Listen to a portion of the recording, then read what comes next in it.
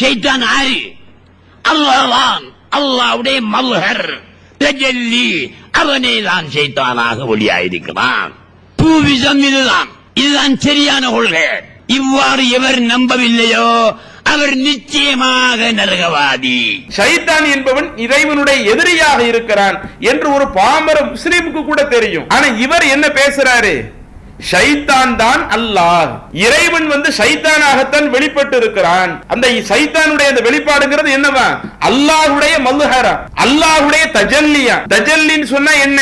ஷைத்தானாக அல்லாஹ் தான் வெளிப்பட்டு இருக்கிறான். உங்களுக்கு எந்த ஒரு தீங்கு ஏற்பட்டாலும் நீங்க அந்த ஷைத்தான்ட்ட இருந்து அல்லாஹ்ட்ட பாதுகாப்பு தேடுங்க என்றுதான் மார்க்கம் நமக்கு கற்றுத் தருகிறது. அப்ப அப்படிப்பட்ட ஷைத்தானை இவங்க அல்லாஹ்வோடு எப்படி ஒப்பிடுகிறார்கள்? அந்த ஷைத்தான் என்பதே இறைவனுடைய வெளிப்பாடாகவும் இறைவனுடைய மல்ஹர் தஜல்லியத்தாகவும் இருக்கிறாங்க என்று இவர்கள் சொல்வார்களேயானால் ஏன் இவங்க இந்த மாதிரி செய்யறாங்க?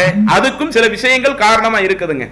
இன்றைக்கு அவங்க நம்பி இருக்கக்கூடிய நம்பிக்கை அப்படியானது. அல்லாஹ் தஆலா குர்ஆன்ல தன்னை பற்றி என்ன சொல்றானோ, நபிகள் நாயகம் ஸல்லல்லாஹு அலைஹி வஸல்லம் அவர்கள் இறைவனை பற்றி நமக்கு எப்படி அறிமுகப்படுத்தினாங்களோ இதற்கெல்லாம் மாற்றமான ஒரு கொள்கையில் அவர்கள் இருக்கிறார்கள். இன்றைக்கு அல்லாஹ்வை பத்தி அவங்க என்ன நினைக்கிறாங்க? இறைவனுக்கு உருவம் கிடையாது, இறைவனுக்கென்று எந்த தோற்றமும் கிடையாது, இறைவன் தூணிலும் இருக்கக்கூடியவன், இறைவன் துரும்பிலும் இருக்கக்கூடியவன், இறைவன் எங்கும் இருக்கக்கூடியவன், இறைவன் மனிதனுக்குள் இருக்கக்கூடியவன் என்று இந்த அளவிற்கு அவங்களுடைய அத்வைத கொள்கை போனதனுடைய வெளிப்பாடுதான் ஷைத்தானே அல்லாஹ்வுடைய வெளிப்பாடுன்னு சொல்றாங்க. இறைவன் எங்கும் இருக்கிறான், எதிலும் இருக்கிறான்.